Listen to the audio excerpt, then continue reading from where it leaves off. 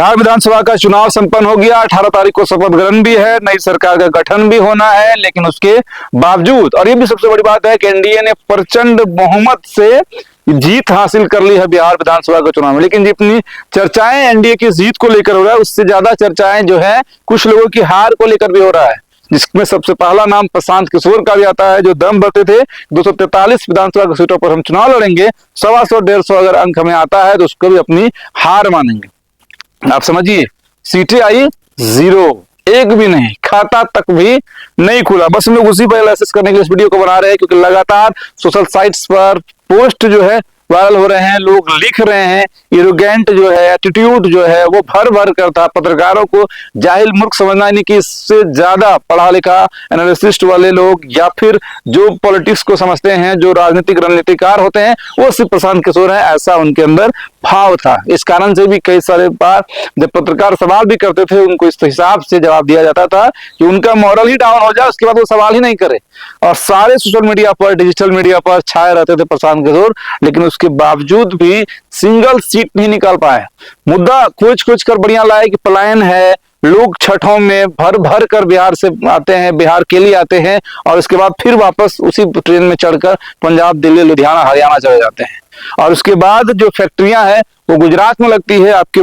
बिहार में फैक्ट्रियां नहीं लगती है। जो मजदूर है वो सिर्फ मजदूरी करने के लिए बाहर जाते हैं, पलायन के लिए बाहर जाते हैं, जो इज्जत सम्मान है वो बाहर नहीं मिलता है। और उसके साथ जो है मनीष कश्यप भी जो इस तरह की हवा बनाए थे अपने सोशल मीडिया के द्वारा, अपने जो न्यूज चैनल है उनके द्वारा, लेकिन वो सब भी काम नहीं आया। उसके बावजूद भी एक भी सीटें प्रशांत किशोर यानी कि उनकी टीम जनसुराज नहीं जीत पाए। अब वो समझिए कि उसके पीछे की वजह क्या थी, क्योंकि उसको देखकर लोग एनालिसिस कर रहे थे, लोग सोच रहे थे कि जिस तरह से दिल्ली में अरविंद केजरीवाल ने एक आंदोलन को जन्म दिया, उसी तरह का आंदोलन बिहार में होगा। लेकिन जिस वक्त में वह उपचुनाव लड़ रहे थे और उस चुनाव तक जो है प्रशांत किशोर के लिए लोगों के मन में एक उत्साह था, लेकिन जैसे ही उपचुनाव प्रशांत किशोर हारे, जो 4 उपचुनाव हुआ था, तरारी का, गया में और भी कई जगह के थे, तो उसके बाद फिर एकाएक प्रशांत किशोर का ग्राफ जो है वो धराम हो गया। यानी कि जो प्रैक्टिकल जो ग्राउंड पर था वो लोगों को समझ आ चुका है, लेकिन उसके बावजूद भी ये लोग उसी पिच पर बैटिंग करते रहे, उसी अंदाज में बैटिंग करते रहे, जिसके बाद परिणाम आज आपके सामने है। इनको समझ नहीं आया कि आप तो सोशल मीडिया पर, सोशल साइट्स पर ही दिख रहे हैं, और आपके यहाँ पर जो पॉलिटिकल वर्कर्स को आपने हायर किया है, क्योंकि आपका शुरुआत से ही एजेंडा था जब आप आईपैक चला रहे थे, और उस वक्त यही कहा गया था कि जिसके अंदर हुनर है, जिनके अंदर राजनीति की समझ है, तो नेता बनना चाहते हैं, लेकिन पैसों के अभाव में नेता नहीं बन पा रहे हैं, उन्हें हम नेता बनाएंगे। इस कारण से आपके पास लोग जुड़े ही थे नेता बनने के लिए,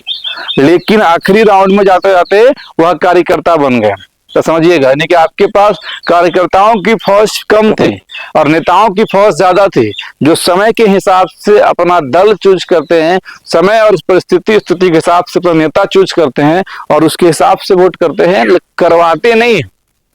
यानी कि आपको जिस लोगों की तलाश थी, कार्यकर्ताओं की, वर्करों की, वो तो आपने कभी बनाया ही नहीं, बल्कि आपने नेता बनाने के लिए, ठेकेदार बनाने के लिए आप सोचे जोड़ लेते हैं। और जब कैंडिडेट सिलेक्शन की बारी आई, जब टिकट देने की बारी आई, जिस हिसाब से इनका प्लानिंग था कि ऐसे ऐसे लोग जो उस एरिया के इन्फ्लुएंसर्स हैं, जो प्रभावित करते हैं उस एरिया के चुनावों को, या फिर ऐसे लोग जिसका एक बढ़िया प्रभाव है, उससे लाया जाए। लेकिन इसमें कंडीशन ये भी है कि वो समाज के बीच का होना चाहिए। लेकिन आप लोगों ने ओवर कॉन्फिडेंस के कारण ऐसे ऐसे लोगों को लाया जो ब्यूरोक्रेट्स थे, जो कभी आज तक समाज के बीच में रहे नहीं। इन ब्यूरोक्रेट्स से समाज का हर एक वर्ग परेशान है, क्योंकि ये ब्यूरोक्रेट्स जब तक गरीबी में रहते हैं तब तक रूम पैक करके पढ़ाई करते हैं, और फिर जब अफसर बन जाते हैं फिर उस रूम में पैक करके अफसरशाही करते हैं। यानी कि इसका रूम और दरवाजा कभी खुला ही नहीं होता है आम आदमी के लिए, ना तो पढ़ने के समय में, ना तो काम करने के समय में। तो फिर ये पब्लिक से कनेक्शन बना के रखेंगे कहां से? और लोकतंत्र में पब्लिक ही भगवान है,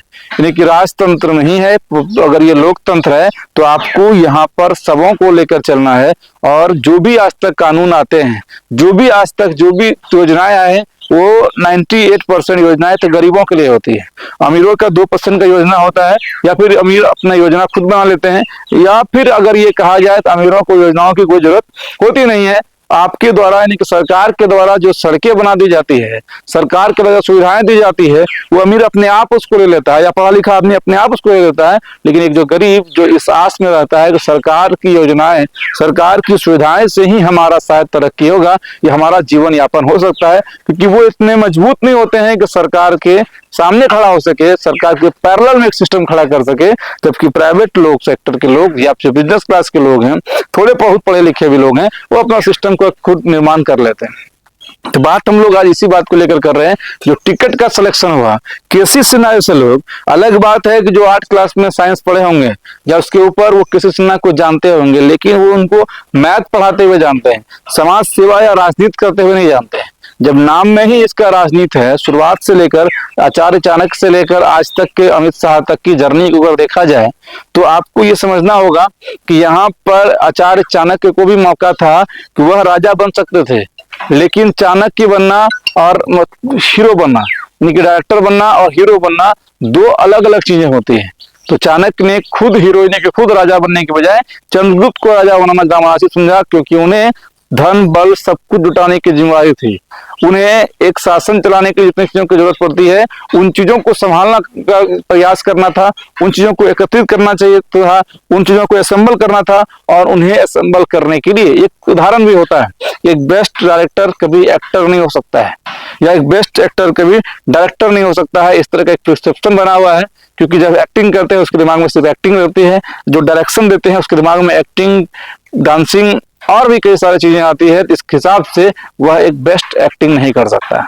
लेकिन आपने सब कुछ अपने ही इर्द गिर्द रखा, प्रशांत किशोर के ही इर्द गिर्द, यानी कि जब भी कोई कॉन्फ्रेंस हो बोलते प्रशांत किशोर ही थे, जब भी कोई कार्यक्रम हो बोलते सिर्फ प्रशांत किशोर ही थे, और वो भी किस भाषा में, तो एरोगेंट भाषा में। तो आप समझ सकते हैं कि इससे क्या कुछ हो सकता है और कितना बदलाव हो सकता है बिहार पॉलिटिक्स में, ये आज इस बात में आपको समझ में आ गया, जिस कारण से चुनाव परिणाम आज बिल्कुल जो है विपरीत रहा। जनसुराज को एक भी सीटें नहीं आई, कारण क्या है वो आपको समझ में आ गया। और उसके बाद एक चीज सबसे बड़ी बात है कि बिहार में लगातार कई वर्षों से लोगों के जहन में इस बात को बिठा दिया गया है, या लोगों ने देख भी लिया है कि जब लोकतंत्र बिहार की जननी है, यानी कि बिहार में से ही लोकतंत्र का जन्म हुआ है, तो उस वक्त में जो यहाँ पर पिछड़ों की आबादी है, अति पिछड़ों की आबादी है, और 1990 से लेकर आज तक यहाँ पर पिछड़ा ही मुख्यमंत्री बना है, उस वक्त में आप अगड़ी समाज से आने वाले हैं और आपके ही लोग ज्यादातर आपकी पार्टी में आ गए, उसके बाद ऑटोमेटिक है कि बैकवर्ड और जो भी लोग इसके थे वो आपसे निकलते चले गए। और टिकट सिलेक्शन की बारी आई तो उन युवाओं को साथ लिया ही नहीं किया जो आपके लिए जय जय बिहार का नारा लगाते थे, जो नारा बड़ा बढ़िया था, स्लोगन भी बहुत बढ़िया था, सोशल मीडिया भी बहुत बढ़िया से मैनेज किया गया था, लेकिन उस हिसाब से आपने टिकट को बांटा ही नहीं, उस हिसाब से आपने किसी को प्रोजेक्ट ही नहीं किया कि यही मेरा हीरो रहेगा, यही मेरा एक्टर रहेगा, आप ही डायरेक्टर बन गए, आप ही एक्टर बन गए। तो ये एक बड़ी वजह रही कि लोगों का भरोसा जनसुराज पर बिल्कुल नहीं हुआ, क्योंकि लास्ट में जितने आपके कार्यकर्ता कहिए, नेता कहिए, वो सब आपके खिलाफ हो गए, क्योंकि आपने उनको भरोसा दिया था कि हम तुम्हें नेता बनाएंगे अपने फंडिंग पर, अपने पैसों पर। उसको लास्ट में ना तो टिकट मिला, ना वो जो चीज आपने वादा किया था वो मिला, उसके बाद वो सारे आपके खिलाफ हो गए। और यही वजह भी रहा, एक भी सीटें यानी कि राजनीति में अगर 2020 में किसी की चर्चाएं हुई तो वो पुष्पम प्रिया का हुआ, और 2025 के पुष्पम प्रिया आप बन गए। देखिए आपने और पुष्पम प्रिया में ज्यादा का डिफरेंस इसलिए नहीं हुआ कि 56-58 ऐसे सीटें हैं बिहार में जहां पर नोटा से भी कम वोट जनसुराज को आया, और उसके बाद क्या हकीकत है वो आज आपके सामने है। बाकी ये वीडियो हम लोग इसलिए बना रहे थे ताकि आप 5 साल अगर टिके रहते हैं, लेकिन डायरेक्टर की भूमिका में, क्योंकि सब कुछ आपको असेंबल करना है, तो आपको एक्टरों को खोज खोज कर निकालना होगा, आपको फ्रंट पर किसी और को लीड कराना होगा, बैकएंड से भी आप उनका सपोर्ट में रहेंगे, और उसके अलावा जो आप फ्रंट राजनीति कर रहे हैं वो भी अपने जगह पर सही है। लेकिन हाँ, इतना जरूर कर सकते हैं कि इतनी बड़ी प्रचंड बहुमत के एनडीए के बावजूद एक आध 2-3 ऐसे सीटें हैं जहां पर आपने भाजपा को नुकसान कराया है। उसके अलावा अगर कहा जाए तो फिर आपका ना तो किसी को फायदा हुआ, ना तो आपसे किसी को नुकसान हुआ, क्योंकि आपका अपना कोई बेस वोट बैंक रहा ही नहीं, कोई जनता में आपके प्रति कोई दिलचस्पी रही नहीं, और किसी ने आपको जबरदस्त वोट किया ही नहीं। अब आपके दिमाग में प्रशांत किशोर को लेकर क्या भाव आ रहा है, उसके लिए कमेंट सेक्शन खुला हुआ है, आप कमेंट करिए, ताकि अभी फिलहाल सब लोगों को पता चल सके, नेता भी आकलन करे कि क्या हमसे चूक हुई, कहां पर हमसे चूक हुई। अगली बार हम जब चुनावी मैदान में आए, पब्लिकों के बीच में आए, तो क्या कह कर आए कि पब्लिक हमें वोट करे, पब्लिक हमें चुने, और हम कम से कम सरकार बनाए या ना बनाए, लेकिन बिहार में दो गठबंधन इस वक्त है, लेकिन एक तीसरा मजबूत गठबंधन, मजबूत विकल्प जरूर दे, ताकि सरकार पर यानी कि सत्ता पर, विपक्ष पर भी प्रेशर बने। बाकी आपको क्या कुछ लगता है, कमेंट जरूर बताइएगा। जय हिंद।